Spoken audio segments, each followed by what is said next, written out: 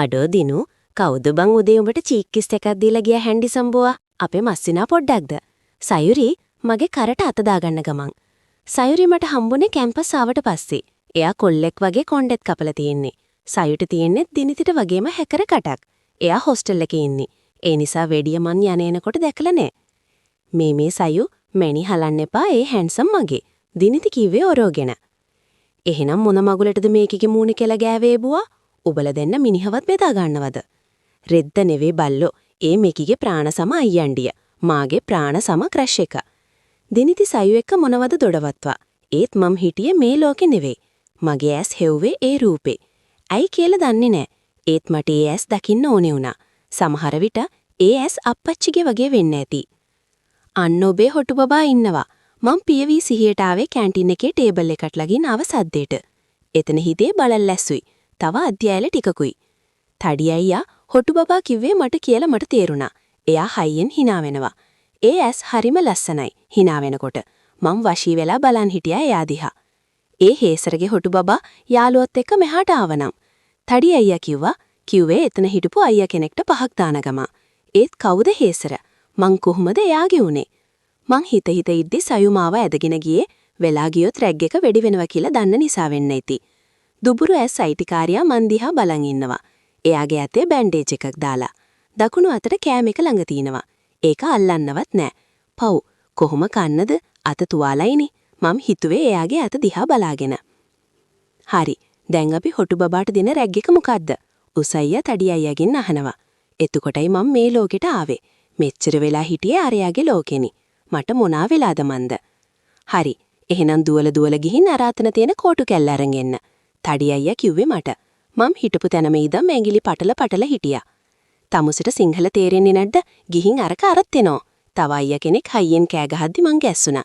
ඉක්මනට ගිහින් ඒක අරන් ආවා අඩ. හප්ප තමුසෙනම් හොටු පෙරාගත්ත ගමන්නේ. හරි. දැන් ඔය කෝටු කෑල්ල රෝසමලක් කියලා හිතම් අපේ හේසර සීනිය උතමානන්ට දීලා I love you කියන්න ඕනේ.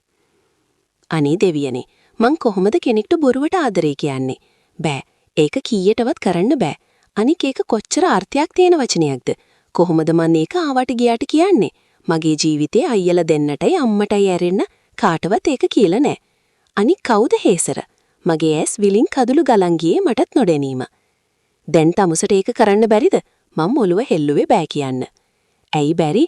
ඔබට අනික් ඔක්කොම කරේ ඔබ එලිසබෙත් රජිනද? දුබුරු ඇස් හයියෙන් කෑ ගහද්දි මං ගැස්සෙද්දි.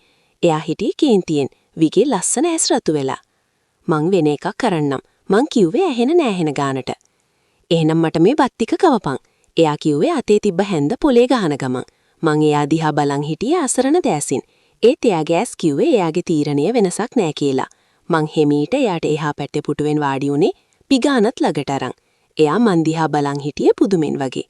කවන එක මට එච්චර අමාරුවක් නෑ. පොඩි අයියට ගොඩාක් වෙලාවට මං කවන්න ඕනේ. ඉස්සර මං අයියලා දෙන්නටම කවනවා. ලොකු අයියා මැරි කරපු නිසා දෙන් පොඩි අයියට විතරයි. ඉතින් පොඩි බත් කටවල් අනලා යාට කැව්වා. එයා මගේ මූණ දිහා බලාගෙන කනවා. ඒ ඇස්සේ අනිත් අයියලා එක එක සද්ද දානවා. අවසාන කටකවනකම් එයා මගේ ඇස් දිහා බලා. ඒත් අවසාන කටකංකොට එයා මගේ ඇඟිල්ල තොලෙන් අල්ලලා අතෑරියා. මං එකපාරටම ගැස්සුණා. හරියට ඇඟ පුරා කරන්ට් එකක් ගියා වගේ. අත ආපහු ගන්නවත් සිහියක් නැහැ. මං එයාගේ තොල් දිහා බලන්. එකපාරටම එතන හිටපු උසයියා කහිනකොට තමයි මට අත ගන්න මතක් වුනේ. හැමෝම අපි දිහා බලන්. අයියලා ටික හූ කියනවා. පහේ ඒව දානවා. එක විකාරියා. මට හරි අසරණකමක් දෙනුණා. එකපාරටම නැගිටලා හයියෙන් දුවලා ගියේ කඳුළු බේරෙද්දි. දිනිතිලා කොහෙද කියන්න මන් දන්නේ නැහැ. මගේ බෑග් එක කොහෙද? මං ඉන්නේ කොහෙද? මේ මුකුත් දන්නේ නැහැ. මට දරා ගන්න බැරි. එයාත් අනිත් අයියත් එක්ක මට hina වෙච්ච එක. ඒත් ඇයි? ඒ එක්කම මං බැලුවේ මගේ අත් දිහා. එයාගේ තොල් ගෑවිච්ච ඒ ඇඟිල්ල මට මොනාද වෙනවා? වොච් එකේ අණු ගණන් වල තිබ්බ හાર્ට් බීට් එක 100 ගානකට නැගලා. ඒ එක්කම දිනිති සයුරි දුවගෙන ආවේ. හවස ගෙදර ආවේ හීනෙන් වගේ. පොඩිට මීටින් එකක් වැටිලා කියලා මාව එක්ක යන්න ආවේ ලොකු. එයා ගියේ වෙනද විගේ කිස් එකක් දීලා. මට එකපාරටම මතක් වුණේ දුබුරු ඇස්ව. සයු කියපු විදිහට එයාගේ නම හේසර. ක්‍රිකට් ටීම් එකේ වයිස් කැප්ටන්. හොස්ටල් එකේ ගොඩාක් කෙල්ලන්ගේ ක්‍රෂ් එකලු. ඒත් එයා කාවත් ගණන් ගන්නේ නැහැ. එයාගේ බැජ් එකේ අය නම් කියන්නේ යාට කෙල්ලෙක් ඉන්නවලු. සමහර ඇහුවට පස්සේ මට දුක හිතුණා. හරියට මගේ දෙයක් නැති වුණා වගේ. සමහර වෙලට කෙල්ලන්ගෙන් බැරෙන්න බැරුව එහෙම කීවද දන්නේ නෑනේ. එහෙම හිතලා මං හිත හදාගත්තා. ෆෝන් එක අතට ගත්තේ FB යන්න. නිකම්ම හේසර කියලා ගහලා බැලුවා. හේසරලා ගොඩක් ඉන්නවා. කමක් නෑ එකින් එක බලමු. මේ තියෙන්නේ හේසර. හේසර දිනුවන් තේනුවර. එයාගේ නම. මට වඩා අවුරුදු 2ක් වැඩිමල්. කොහොමද එයා සෙකන්ඩ් ඉයර්නේ? සමහර වෙලට එක්සෑම් දෙපාරක් ඇති. අනේ ලස්සන නිල් පාට ෂර්ට් එකක් ඇඳන් හැරෙන ගමන් පැත්තිලා ගහපු ෆොටෝ එකක් ප්‍රොෆයිල් පික්චර් එක. උදාහරණයක් ලෙස S2 පේන්න නම් මම කැමති. කමක් නැත සේව් කරගන්නවා. තව ටිකක් පහලට ගියේ S2 පේන ෆොටෝ එකක් හොයන්න. ඒ කෙල්ලෙක්ගේ ෆොටෝ එකක්. දනිස්සලකට කොට ගවුමක් ඇදලා අයිස්ක්‍රීම් එකක් අතේ තියන් ඉන්න ගෑනු ළමෙක්. ඒක බෝධ කරලා උඩින් නිසදැසක් ලියලා. ඒ වගේ කොල්ලෙක් නිසදැසුත් ලියනවද? මං අඳුරන පිරිමි ළමයි කවුරුත් නිසදැස් ලියනවා මං දැකලා තියෙනවා. තරුපිරි අම්බරේ හැඩ කරන සදසාවියේ සිත නුබව සෙවුතරම් දන්නවද කුමරියේ ආයේ අමාවක මවන් යන්න එපා මගේ හිතාරං ඉන්න මංගාවෙන්ම සෞම්‍ය රැස් විහිදෙනවා. යටින් හේසර කියලා පොඩියට ගහලා. ඒ කියන්නේ ඒ ඉන්නේ එයාගේ ගර්ල්. මට දැනුනේ මහා මූසල හැකීමක්. මුළු ලෝකෙම පාළු වෙලා වගේ හැකීමක්. ඒත් ඇයි? එයා මගේ කවුරුත් නෙවෙයි. එයාට අප්පච්චිගේ වගේ ඇස් තියෙයි. එච්චරයි. මං හිතට තරවටු කරා. ඒත් එයා ඒක අහන්නේ නෑනේ. මට දුකයි. එකපාරටම මං ගැස්සුනේ පොඩි උරු හිසේ තියපු අත නිසා. එයා ඇවිල්ලා හිටියේ මං ආසම කැෂුනත් දාපු චොක්ලට් එකක් අරන්. මං වදුරු පැටියෙක් වගේ එල්ලුනේ එයාගේ කරේ. චූටි මොකක් හරි ප්‍රශ්නයක්ද දරුවෝ? කෝ මන් දිහා බලන්න මොකෝ මේ මූණ දෙක කරන්. අම්මා කිව්වා අපු වෙලාවෙ ඉඳන් අමුතුයි කියලා. මොකක්ද ප්‍රශ්නේ මී? ඇයි ඔයාව බදාගන්න මට ප්‍රශ්නයක් වෙන්නම ඕනද? මං ඔරවල ඇහුවේ බොරු නෝක්කාඩුවක් මවන්.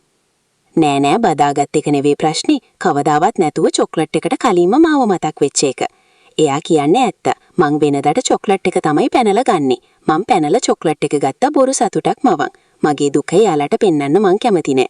එයාගේ එක්කම නංගි දුකින් ඉන්නකොට එයාට දුක හිතෙයි. පොඩිගේ ඔඩොක්කුවේ වාඩි වෙලා චොක්ලට් එක කන්න ගත්තේ දුක ටිකෙන් ටික අමතක වෙලා යද්දි. මොනා වුණත් දුකට කෑම විසි කරන්න හොඳ නෑ. කැම්පස් එක ඇතුළට ආපු ගමන් ඉස්සරහට හම්බුනේ AS. දිල්නේට් කියන නම එයාට හොඳට ගැලපෙනවා. AS දිලිසෙනවා. මට තමුසේගේ නම්බර එක ඕනි. එයා කිව්වේ මගේ ෆෝන් එක ඇදලා ගන්න ගමන්. මගේ අත අරන් එයාම මගේ ඇඟිලි සලකුණ තියලා ෆෝන් එක අන්ලොක් කරා. එයාට නම් ගානක් නෑ. මං තාමත් මගේ අත දිහා බලාගත්තු ගමන්. ඇයි එයාට මගේ නම්බර එක? එයා මට කැමතිද? මට දැනුනේ මාව පාවෙනවා වගේ. ඒ එක්කම මතු සම්බන්ධයි. ඊළඟ කොටසින් හමු වෙමු.